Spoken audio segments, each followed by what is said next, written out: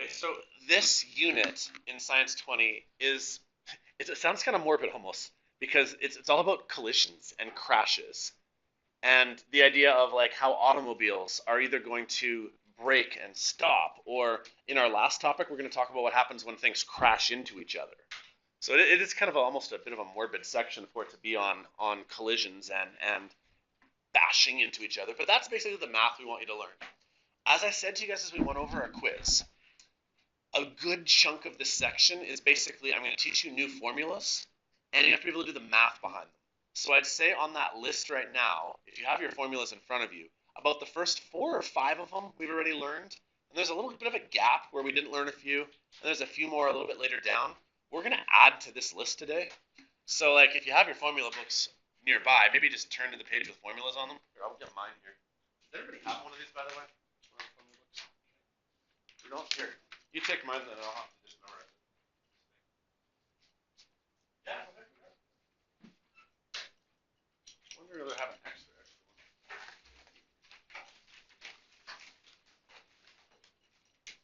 Whatever. So it looks like the first 3 formulas we use, then there's a break between the 2 that we don't use, and about halfway down there's some more. We're going to fill in some of the gaps with some formulas today. So, while he goes and gets his book, I think I'll keep talking here. So our topic today is all about Newton's laws. You guys ever heard of the guy named Newton? Name rings a bell. What was Newton famous for? Like, do you guys know like this famous story about Newton where he had this big epiphany? People say that Newton is the guy who like he didn't discover it because it always existed, but he discovered gravity. And the famous story is that like he was sitting under a tree and an apple hits him on the head or something like that, and he's like, "Hey, gravity's a thing." You ever heard that like made up story? Yeah. So that's who we're talking about here, Newton. Newton is known for having 3 laws of motion. We're going to talk about those today. Let me close that door. We're going to talk about Newton's 3 laws of motion and the formulas associated with them. So to begin with, today's topic is all about this word right here, really, forces. Okay. You guys have probably heard the word before, but if I were to put the word force into like just normal everyday life terminology, really a force is either pushing or pulling something. It causes things to move, right? Like if I were to throw this thing of string across the room, that's like a push in a way, right? And if I were to bring it towards me, that's a pull, right? Forces are really what get things moving, right? And there's lots of forces in the universe. There are forces that people undertake where they throw things, but like gravity, for example, is a force. Gravity is the force that causes things to fall, right? There's actually forces involved with things like magnets. Electricity is actually an electromagnetic force. So, but we're going to talk about really basic, just movement forces. So, in terms of terminology here, I've got a bunch of words bolded, so I want to talk about these here. If an object's motion is to somehow change, it has to undergo a change in velocity. Right? Like this paper right here. Let's say I move it there. Is it is it moving right now? Well, no. But if I bring it towards me, in order for it to move, I have to have changed its speed. But literally, what is the definition of a change in speed? Change in speed is called acceleration. So these two things are really linked right here. Acceleration and forces are linked. Let me say that one more time. I want to make sure that makes sense to you guys. In order to move something, you have to change its speed. Like, it's not moving right now. I am now going to pull it towards me. I changed its speed. But like literally changing something's speed or velocity. Changing velocity is what acceleration is, right? Because if you go the same speed the whole time, are you speeding up? Well, no, you just said I'm going the same speed the whole time, right? When you speed up or slow down, that's acceleration. So I guess the whole point I'm trying to make is that in order for a force to occur, you have to have an acceleration of some type. Does that logic make sense? Those two things are inextricably linked. Okay? And so today, in this course here, we're going to talk about 2 types of force. Either there's going to be an applied force or a frictional force. Okay. An applied force, I think, makes sense to most people here. If I slide this paper across the table there, I was the one to apply a force. Does that make sense? Hey.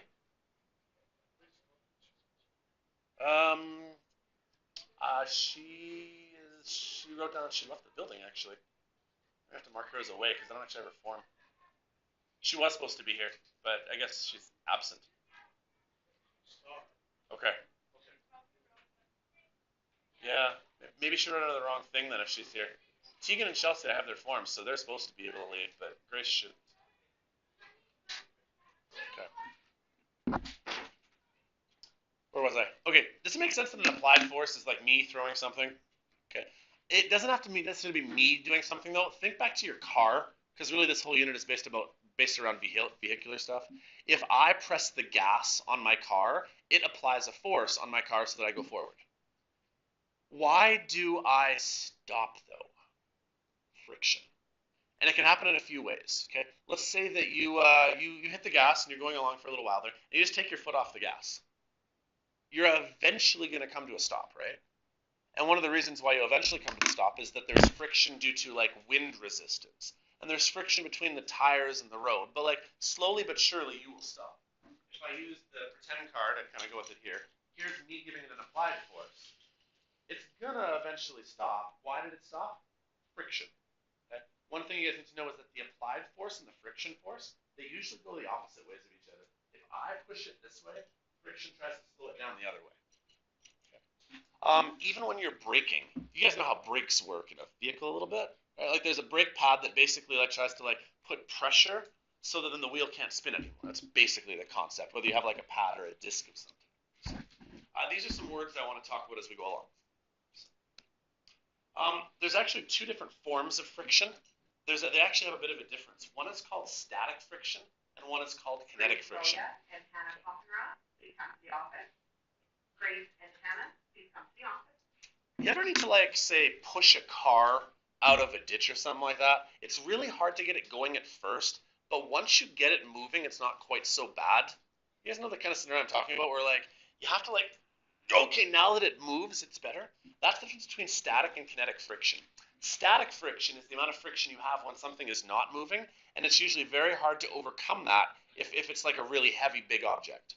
Kinetic friction is once it's in motion, there still is friction slowing it down, but it's nowhere near as much.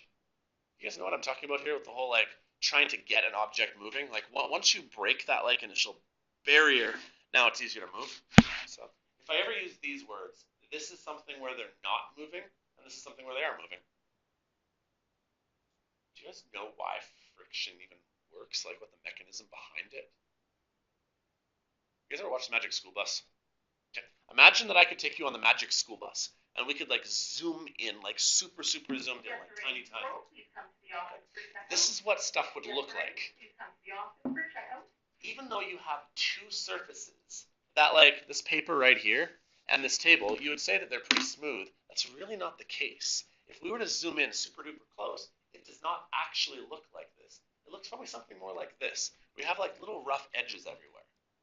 And if you guys can imagine, if I slide these two surfaces next to each other, isn't it gonna like catch a little bit here and there, right? And that little catching as they try to slide next to each other that's what friction is basically. Now, the smoother the surface is, the less friction you have. But like you guys can see in this picture right here, if I try to move this one that way and this one that way, well, like as this one goes here, like this little bump right here and this little bump right here, they're gonna get like caught on each other, right? And what'll happen is they will move past each other, but it's probably gonna cause like this little bump to break off and this little bump to break off. And like these are so small that we would never notice them. You get what I'm saying?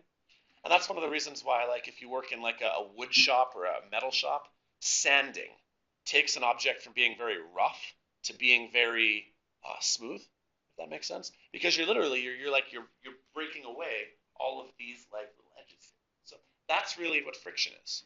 And any two things have friction.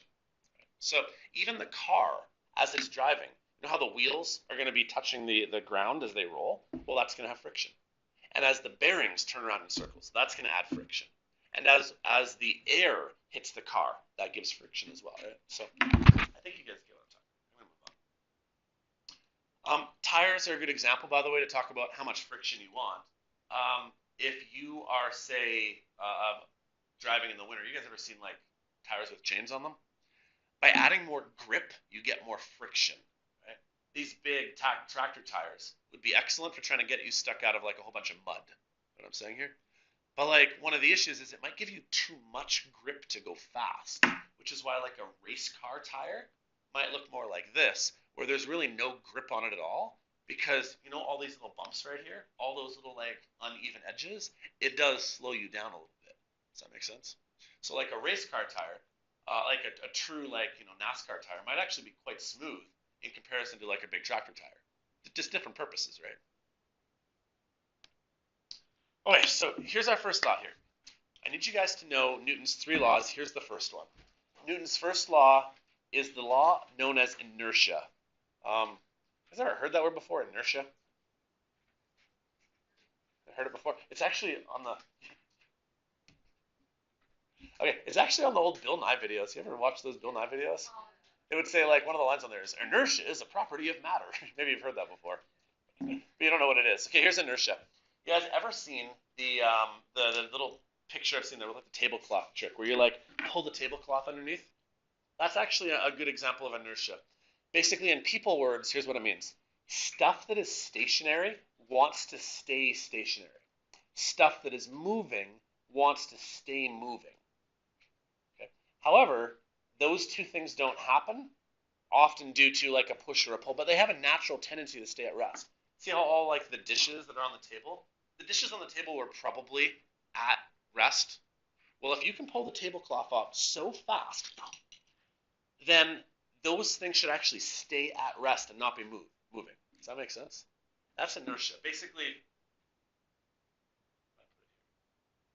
object will either remain at rest or continue to move unless there's an external force on it. Like, for example, if I were to start rolling this thing along the table there, once I get it going, inertia kind of just keeps going. That's inertia that gets it keep going. Why did it eventually slow down, though? Well, it eventually slowed down due to friction. Friction is an external force. But like, imagine that I was skating on an ice rink, right? Is there a lot of friction between ice and hockey skates? Nowhere near as much. So that's why you glide for so long. That lack of friction, that inertia, is actually one of the biggest reasons why accidents happen.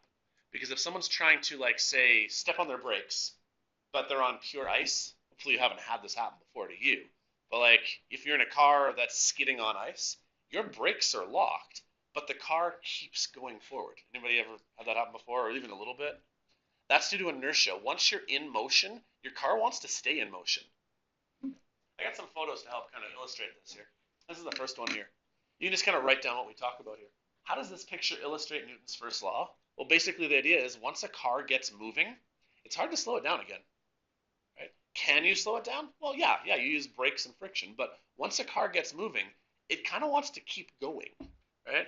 And so that's why accidents often occur, is that these icy roads right here, you might slam on your brakes, but your car's going to keep moving forward until eventually friction slows you down. That's Newton's first law. Stuff that's moving stays moving. Let's even write that down. Newton's first law in people words. Stuff that is moving stays moving. Unless something slows it down. Make sense to you guys? Try another picture here. This is kind of the opposite here. Anybody ever get stuck in the wintertime? Stuff that's not moving stays not moving in general, right? This is kind of the opposite part of it. Stuff that doesn't move stays there. Like, this is dumb, but here, there's my pen on the table there. It's not moving. Is it still moving? Not moving? It still hasn't moved yet. Is it going to move yet? Okay. Stuff that is stationary stays that way unless someone does something to it. Does that make sense? I mean, it's obvious. Like, I think my 5-year-old actually would get that. Like, oh, is this thing going to randomly just, like, start floating up in the air? No. Right? Now, will it start moving if I pick it up? Well, yeah. That's because there's an external force on it. So stuff that's moving likes to stay moving unless something slows it down. Stuff that's at rest stays at rest unless you force it to move. this person that's stuck here, like they just don't have enough oomph to get the car kind of out of the snowdrift or whatever it's stuck in. Let me show some more pictures here. How does this illustrate Newton's first law? If you are lazy and enjoying a good relaxation time in the hammock, do you want to get out of the hammock? No, this is like Newton's first law, but like described in like social conditions, right? Like people who are relaxed and comfortable probably don't want to leave that spot, right? Just like stuff that's not in motion doesn't all of a sudden start moving. I'm not expecting that car to all of a sudden just fall off the table. Right? Now, if I do this and I bump it, no, that's a little bit different, right? So this one's really important to me. If you guys don't know, I have 3 little kids, 5, 3, and just under a year old. So this is super important to me, their safety. How does child seats illustrate Newton's first law? What happens when I need to stop really quickly? What happens to a passenger? Yeah, because if you're not wearing a seatbelt and someone slams on the brakes, you have natural momentum taking you forward, and you might like go forward, right? That's why we have airbags. That's why we have seatbelts, right? If we don't have something to restrain you, you will keep going even though the vehicle stops. I recently got a chance to go to the Super Bowl, and I was riding the LRT, the light transit, like the C train in Calgary. Right? And as the train starts and stops, if I'm not holding on to something, if you've ever been here before, like you kind of lurch around a little bit, right? Because there's nothing restraining you. You keep moving with the train, and if the train starts to stop, well, you're going to keep moving though. So that's why seatbelts are so important, because they keep you from flying through the windshield. It's similar to, I think, this photo here about like the horses in the trailer. I think I asked some of you guys about this before. If you have horses in a trailer, you can't stop fast. Because what will happen is the horse might fall, or the horse might end up like if you slam on the brakes, the horse is going to keep moving and slam into the wall or fall over or lose its balance, right? And that's because an object in motion, the horse, will stay in motion. So even though the car stops, the horse might not. Does that make sense? You ever slam on the brakes in your vehicle and something that's like on your back seat all of a sudden slides off the back seat? That's what we're talking about here. Wait, second thing here, we're going to talk about that Newton's second law. This one involves one of our formulas. I mentioned it earlier here. A force is pushing or pulling something. If you're pushing or pulling something, you have to be changing its speed, right? Like if I all of a sudden move this, I changed its speed, but as soon as you change speed, it gives it acceleration. This is basically Newton's law. He determined that there is an inverse relationship between the mass of the object and how much acceleration you can have. Let me give you an example.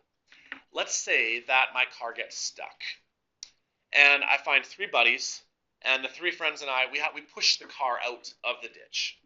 Okay? But let's say that a semi-trailer, something really massive, gets stuck. Are me and my 3 friends going to be able to push the semi out of the ditch? Why? Exactly, it's mass, right? It's easier for you to move lighter stuff.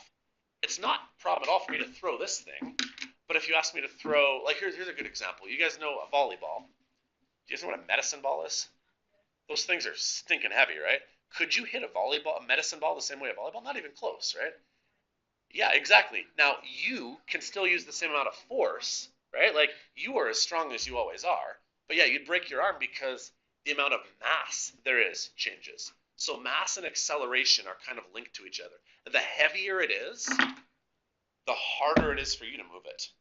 The lighter it is, the easier it is for you to move it. Does that make sense? I can throw a baseball really far because it's really light. I can only throw a medicine ball this far because it's really heavy. And that's effectively Newton's law, and he actually figured out how to put this into a formula. This is one of the ones on your sheet. It's that F equals MA. Is that on your list, by the way? I don't have one in front of me anymore. F equals MA, perfect. Next one on the list. Okay. And this actually has 2 things to it. You can find your net amount of force by taking your mass, how heavy something is, and timesing it by how fast you can move it. But there's actually another way you can calculate your net force as well. You can find how much your applied force is and add to it how much friction you have. Okay. For example, if I'm trying to push this way, but friction is slowing me down the other way, we can add these 2 numbers or sometimes even subtract them to find. And so often what will end up happening is we're actually going to combine these two formulas together in the exact same scenario. So these are the next two listed on your book, I believe. F net equals MA and F net equals FA plus FF. So I want to try a couple examples. I want you to tell me how fast you can accelerate a car if there is this much force moving it forward. First of all, I've talked with you guys now about what this right here means. What does 3.51 times 10 to the 2 actually mean as a number? Yeah. Give me it as like a normal number. 351. Does that make sense? Because like times 10 to the 2 means take 3.5 times it by 10. That would give you 35.1. That's times by 10 once. If I times it by 10 a second time, now it would be 351. Does that make sense? So what I've given us now here, I'll erase this. We've been given a mass right here. This is a mass. We've been given a net force. We can now basically just use your standard formula to solve. So the new formula we just learned is F net, the net of all your forces. If I say net, do you guys know what that means even? Or do I need to say that? Elaborate. Do you guys know what net means in a science sense? Okay. Net in science basically means like adding them all up. Like if I asked you what your net worth is, ever heard that phrase before, your net worth? It would be, well, I have a car that's worth this much, I have a house that's worth this much, I have this much in my bank account, we add them all up, that's your net worth. Okay. So in science, your net force then is like add up all the forces that are occurring. Does that make sense? So I'm moving a car forward using this much force. That's the only force that's moving the car forward. So it's equal to mass times acceleration. Let's plug some numbers in. The force that we had was 351. The mass we had was 1250. We have to times that by acceleration. Math time. How do I solve for acceleration? Yep. Divide both sides by 1250. Sorry, this is kind of a mess here. Divide this 1250 down to the other side, and now you'll have A by itself. So let me snapshot a calculator here. Sorry, this is not my prettiest writing. We have to take, let me do it again. This was 351, this is 1250. We got to bring this down to the bottom of the other side. We need to basically divide. We didn't actually have to cross multiply because there was nothing to cross multiply. So our answer is going to be 351 divided by 1250. So I have an acceleration of 0.2808.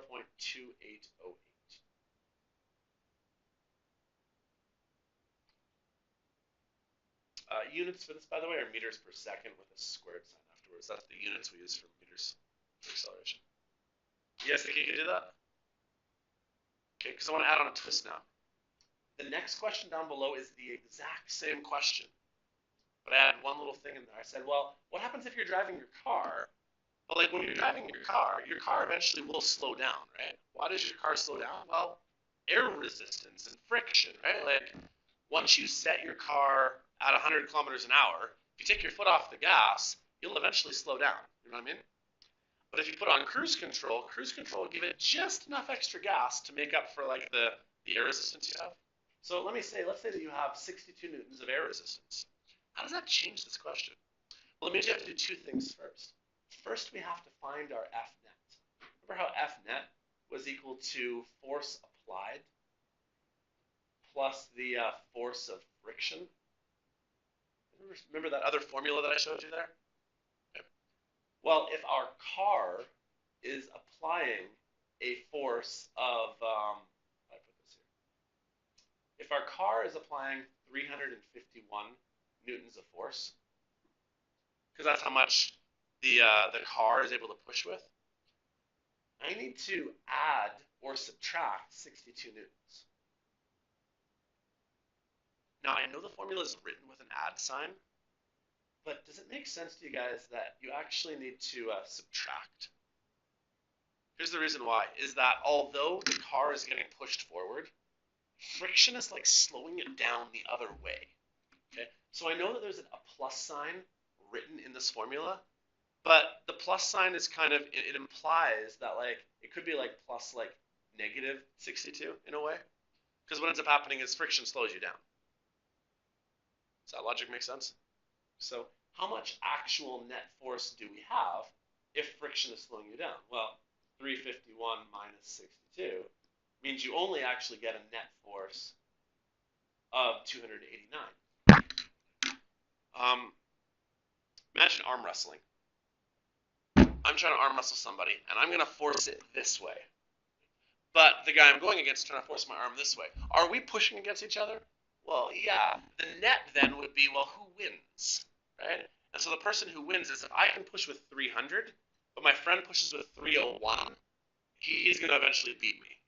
Does that make sense? That's the scenario here. The car is pushing forward with 351, but friction is kind of slowing you down. So I know it gets written with a plus sign, but I need you guys to be aware that it doesn't have to be a plus. It can be a minus if it's like getting in your way. Okay, now for the last step. Now that we actually know our net force, let's use the same formula again. So you know how net force was supposed to be mass times acceleration? Well, now if friction is slowing me down, I only have a net force of 289, and I still have a car at 1250, and I'm solving for acceleration. The math's the exact same though, right? So divide by 1250, divide by 1250, 289 divided by 1250 means now my acceleration in this example is 0.2312.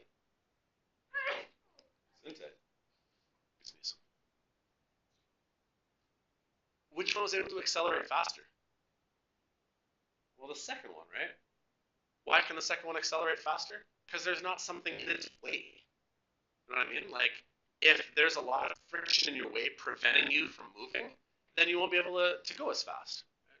So because in the second example here, friction like slows you down, this car was able to accelerate at 28, but this car can only accelerate at 23 because there's something, you know, does that make sense? There's something in its way preventing it from going faster. That makes sense at all? Okay. Move forward. Okay, that leads to a side topic here then called momentum and impulse. Newton's second law of mass and acceleration, giving us forces, allows us to do something called momentum. You guys have probably heard this word before, right? When something has a lot of momentum, it has like a lot of oomph to it, right? If I were to get hit by a tennis ball, it probably doesn't have a lot of momentum. But if you were to throw a bowling ball at me, it has a lot of momentum because like it's bigger, it's harder to stop. Does that make sense? Momentum is like the oomph it gives. I'm not really afraid of you throwing a little ping pong ball at me, except what happens if I could throw the ping pong ball at you with like the speed of an airsoft gun? Then is it going to leave a welt? Yeah. So there's actually two things that affect momentum. This is another formula we're going to talk about. It's P equals mv. P is your momentum. That's the unit for momentum. I don't know why they didn't pick P to describe it, because that would have made more sense. But in physics, P refers to momentum. Momentum is basically the oomph you have. Okay. The more oomph you have can come from two places. Either it's something bigger, or it's going faster. Let me give you a couple of examples here. Let's say that I were to throw a bullet at you. Is that going to hurt you? No. But if I take that same bullet and I shoot it out of a gun, now it will hurt you. The reason why is that now you've given it velocity. Does that make sense? Okay. Now take that same scenario though. What if I were it not to be a bullet, but what if I could like throw a medicine ball at you? That might hurt. I might not be able to throw it fast, but if it's big enough, that could hurt. Does that make sense? So there's really two parts to it. There's the mass part. M is mass, which is how heavy it is. And then there's its speed. Now, this is super important. I need you guys to highlight this because this will probably come up. Momentum is a vector, which means that when we talk about how much momentum something has, how much like oomph it has as it flies or rolls or drives, the momentum, you have to tell me which way it's traveling. Okay. I got some more photos I want to reference on the next couple of slides here. Imagine that you go to the bowling alley and someone rolls a bowling ball at you and it hits you in the shin. That's going to hurt. Now, is the bowling ball actually moving all that fast, though? Probably not. I probably could sidestep it, but if it did hit me, that bowling ball is pretty big. It's going to hurt. That's because it has a lot of momentum due to mass. Now, Mariano Rivera here throwing a fastball. The baseball itself is not actually all that big. If I do this with the baseball, not going to hurt you, right? But if he hurls the baseball at you at 100 miles an hour, now it's going to leave a bruise. But the third example here is what happens if you have something that has a lot of mass and a lot of velocity. Like, say, this train right here. That train is massive.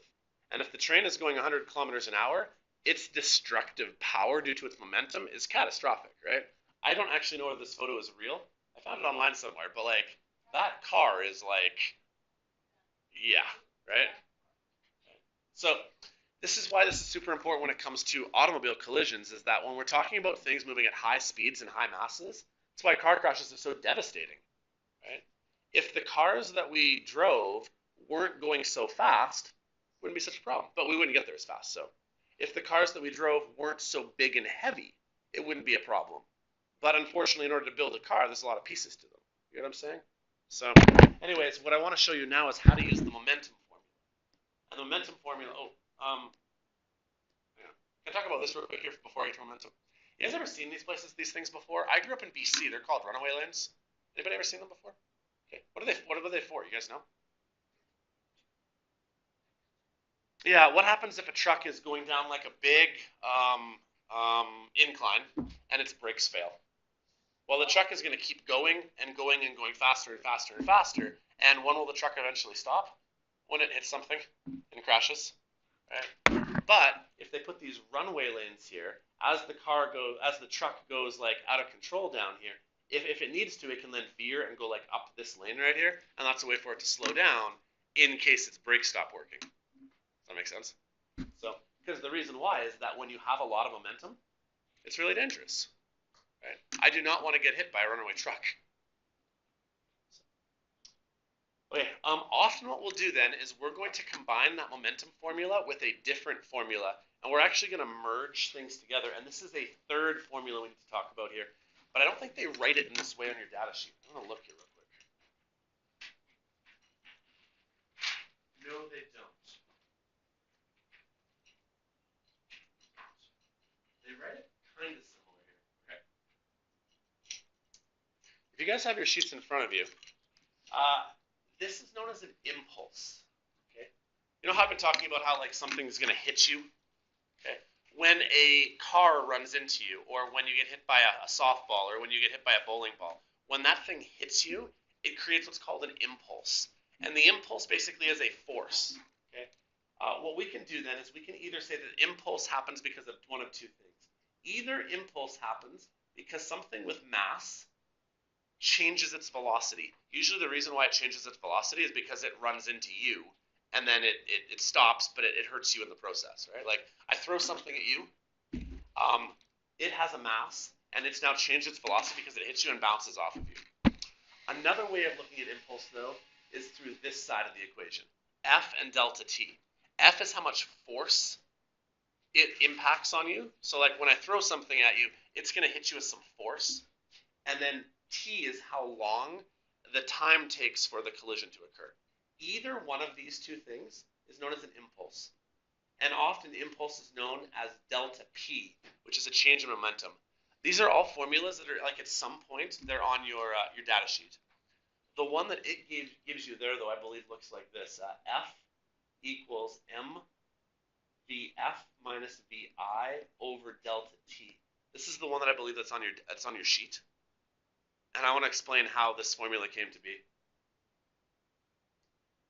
You guys see this delta T right here?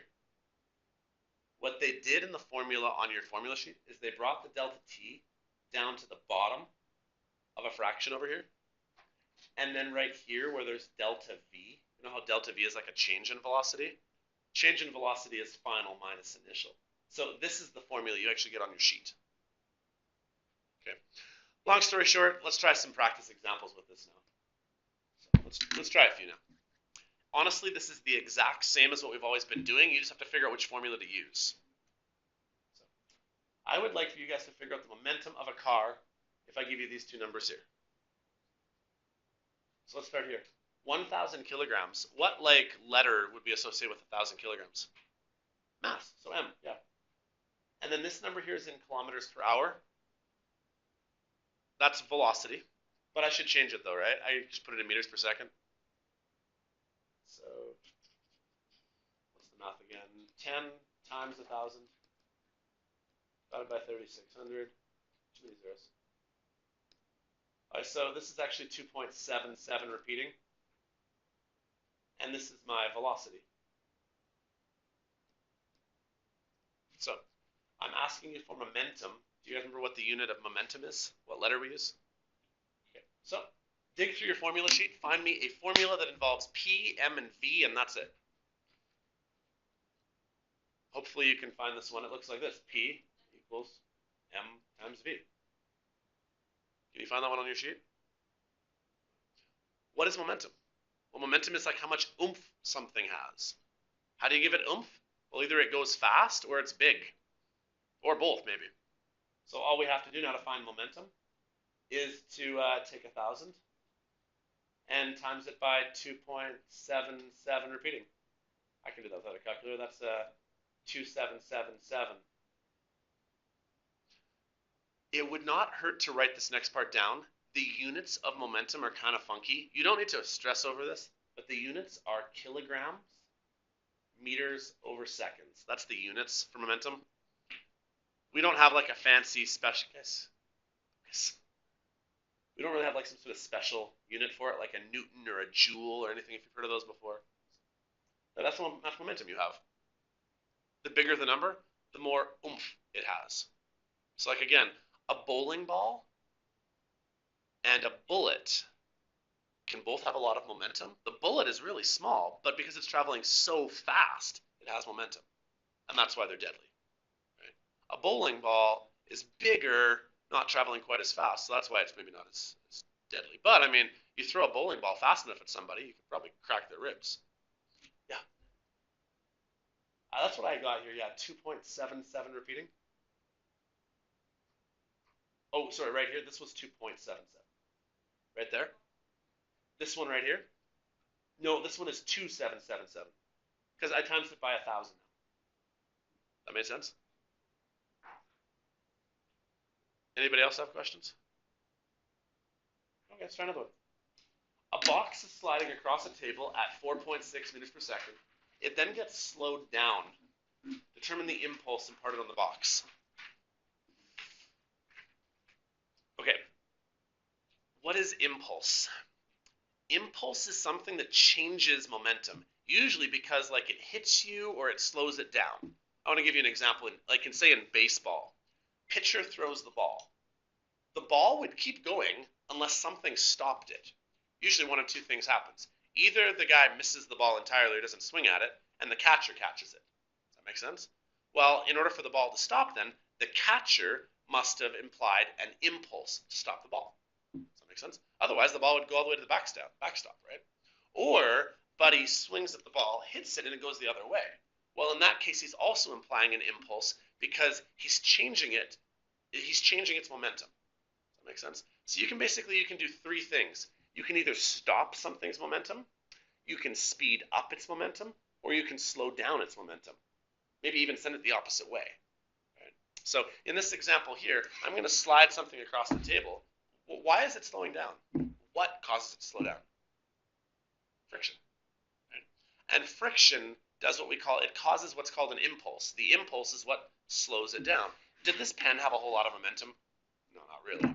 But even so, like whatever little momentum it had, it did get slowed down even more. Okay? Long story short, if we want to calculate the impulse, we have to do one of two formulas. We either have to do M delta V, or we have to do F delta T. Either of those things is equal to your impulse. Yeah, it doesn't actually ever really say impulse. Oh, it does actually. Can you guys see this one here? It goes F delta T, and it says impulse, and that big list of things there. Can you find it's the fifth one from the bottom? That says impulse. So if you want to find an impulse, you either do an F delta T, or you do a change in momentum. One of the two will work. do we have information about forces or times? Well, where's the force in here? Do we have, well, we don't even have time, right? This is a speed, that's a speed, that's a mass. So I can't use this formula right here to find impulse, but I can use this formula here, which is your change in momentum. Your change in momentum is your mass times your change in velocity. How much velocity change is there if you go from 4.6 down to 1.6? Yeah, 3, right? Because how far is it from 4.6 to 1.6? 3. So our change in velocity is 3, and then this thing right here is our mass. However, I got to point one thing out here. Mass has to be in kilograms. One more time. Mass has to be in kilograms. That's like the standard unit. So does anybody know how to take 15 grams and convert it into kilograms? Do you know what you have to do that? You're right, you divide by 1,000, yeah. So in order to solve this question here, we're going to take 15 grams, I'm going to divide by 1,000, put it into kilograms, and now I can use my formula. My mass is 0.015 kilograms, and I changed its speed by 3 meters per second. That will be how much impulse there was. So impulse is a word that describes anything that like changes something's speed, either by speeding it up, stopping it, slowing it down, sending it the other way. Right? Catch. Okay, send it back the other way. Okay, he gave it an impulse by throwing it, because when it was in his hand, was it moving? Okay, so Jaden gave it an impulse by applying a force. So you could think of impulse as being force by time. Or you could think of impulse as being mass and change in velocity. This thing has mass, right? And by throwing it, he changed its velocity. But I did the exact same thing. When I caught it, I slowed it down. So impulse happens everywhere. Impulse speeds things up. Impulse slows things down. Impulse stops things. Okay. For those of you guys who play sports, imagine that I was playing volleyball and it's already going like that, and I tip it over the net even further. I could speed it up. That's giving it an impulse too. Does that make sense? So impulse can take places in a lot of different ways. But what you have to do though is you have to change its velocity. But anyways, last little bit here then. I'm going to take that mass times by 3. And so I got a final answer of 0.045. The units for impulse are the same as momentum. They're weird units. It is kilograms, meters per second. That's the units for impulse. Kilograms, meters per second. The higher the impulse, the more oomph you give to something. This question, though, I did it wrong. It is on purpose. Does anybody know where I made one slight mistake? If I give something a positive impulse, what would it do to its speed? Yeah, it would speed it up. Yeah. So you know how I put a 3 right here? It really should have been -3. Because what ended up happening here is I slowed it down. Right? You know how I just kind of like batted the pen forward? If you were to like tip the ball further over the net, that would be giving it a positive impulse. But like if you slow it down, that would be a negative impulse. Does that make sense? And like even if you bat it back the other direction, that's a negative impulse, right? Like if someone's going up to hit it, they hit it at you and it blocks and goes back the other way, that would be a negative impulse because like you changed its speed so much you even made it go backwards. Okay? So positive impulse makes things go faster. Negative impulse makes them go the opposite way or slows them down. That makes sense? Wait, last thing I want to talk about here is a little bit of theory. This is, we're actually going to do an experiment on this a little bit later. You guys ever done the egg experiment where like you have to, not like keep an egg alive for a week, but like you have to build like a cocoon or a helmet for an egg so it doesn't break? I'm actually going to try that with you guys. I'm going to ask you guys in class one day to build like a protective barrier for an egg. We're then going to pull it back and let it swing into like a wall of some kind. And we're going to see whether you guys can build like a protective covering so that the egg doesn't break and crack. That makes make sense? We'll do that as an activity in class one day. I want you to imagine these two scenarios, though. Imagine that an egg just randomly hits concrete, or an egg hits a pile of straw. Obviously, the pile of straw is the one that's going to protect it, right? And it's literally the theory behind airbags. If you were to go slamming into a brick wall, or you go slamming into a big pillow, well, the pillow saves your life, right? But I want to explain why. It has to do with impulse. Okay? Impulse is this delta P right here. Okay? Impulse is delta P. And you are going to come to a stop at some point, right? Like, this egg is eventually going to stop. So the amount of force is the same. Or the amount of momentum is the same. But what happens here is that in this example right here, how long does it take for the egg to come to a stop? Well, it literally goes stop instantly, like in a blink of an eye, which means that you have a very, very small amount of time.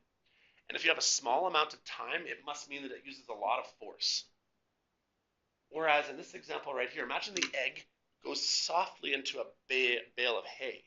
How long does it take the egg to actually come to a stop? Well, it kind of like gets to like crumple a little bit. And what ends up happening is the amount of time that it takes is lengthened. And because the time is bigger, see how the force has been written with like a smaller unit? It's actually the principle behind vehicles. Does anybody know what a crumple zone is on a car? The front end of a car is designed to actually like crush in. And the reason why it does that is that if it crushes in like an accordion, it takes longer for a collision to take place. We're not talking by a long time, but we're talking like by half a second. The longer the amount of time it takes, the less force there is. The less time there is, the more force there is. Does that make sense? Imagine that you're playing around with your buddies and you try to hit somebody. Okay? The reason why a strike hurts so much is because they hit you in such a short period of time that happened lickety-split. Does that make sense? And because of that, there was a lot of force taking place. But if I were to do the exact same thing over a really long time, I promise you, I'm still pushing in on my hand as long as possible. But like, I'm not in and out. I'm doing it like slowly and sustained. Does that hurt as much? Well, no. There's still the same amount of momentum change, but it took longer. Long story short, the longer something takes place, the less force there will be. Okay? So that's actually the idea behind why this egg doesn't break in the bale of hay, is it takes longer for the egg to like get down to the bottom there. Right? Like it breaks its fall, so to speak. And that's what I got in this picture right here. Crumple zones on a car.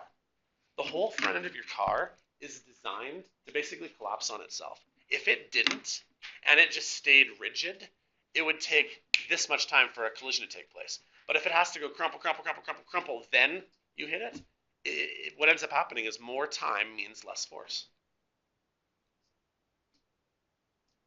Here's another picture of kind of the way the cars work here. The back end of your car, the front end of your car is supposed to like absorb all of that force so that you sitting right here don't end up getting hurt quite so bad.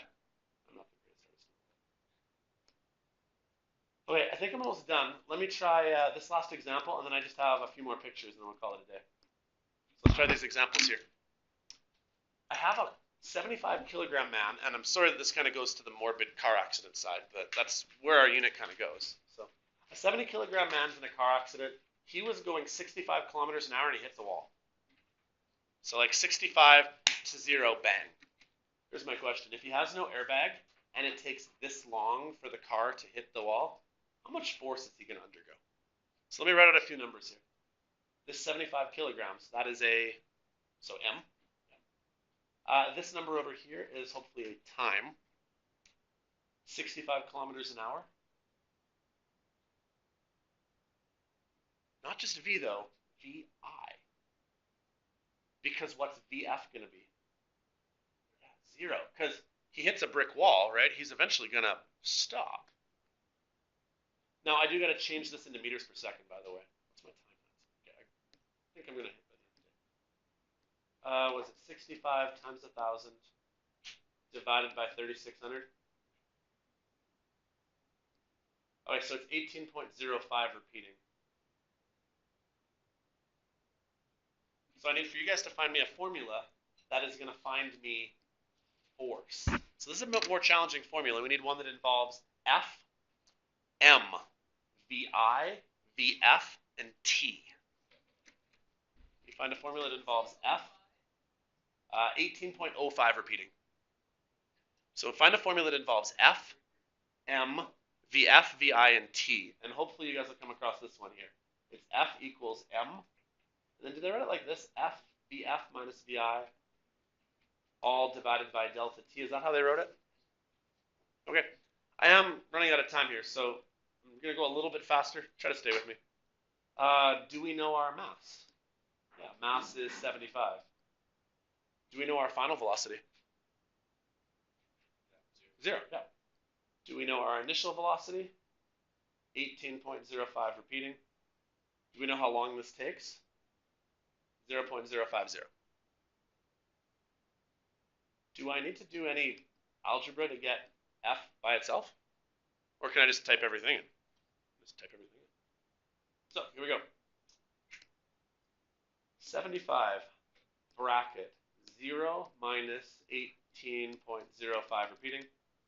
And we'll divide that by 0.050. This is how much force the person is going to feel. Negative 270. Why don't I just round it to like negative 2700? I'll round it. Why is it negative? Because you're stopping, right?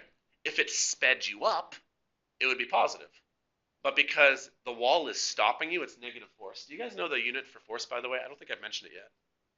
It actually goes back to the first thing. Force gets measured in newtons. We actually named it after Isaac Newton. I want to do the exact same question now, but now the guy's got an airbag. So let's say that there's an airbag, and the airbag is like a big cushion, a big pillow. I know it's not exactly, but that's the basic concept. It's supposed to slow you down a little bit longer. Well, all of the math works the exact same. The amount of force you have is still going to be 75 for your mass. You're still going from 0 down from 18.05 repeating. But now the amount of time we're going to write down is 0.34 seconds. I mean, 0.34 seconds is still really fast, right? But it's a little bit longer if you have an airbag. If you have something to crumple into, it takes more time. Let's compare how much force difference there is. 75 bracket 0 minus 18.05 repeating. And then if I divide by 0.34, now how much force was there? Let's call that negative 3980 newtons. Does that kind of make sense in the fact that, like, if you can have a longer collision, it actually makes it so that there's less force. Why do we wear helmets in hockey? Well, to protect your head. But you know why? They put that cushioning inside. Is so that it's not so that, like, when you get hit on the head so much. It's so that, like, when your head does have a collision, there's just that little bit of padding that compresses. Does that make sense? And it means that your brain does not go bam into a wall, but it goes a little bit smaller. And that little bit makes all the difference in the world because it takes less, it takes more time. Okay, I better call it quits because it's the end of the day. I know I have 2 slides left, but it'll take me 5 minutes tomorrow. Here's what I want to do tomorrow. Print off the activity on Hot Wheels. And after we talk about Newton's third law, we're going to race some Hot Wheels down the hallways. And we're going to do an activity together. Sound good? Okay, we'll talk to you guys tomorrow.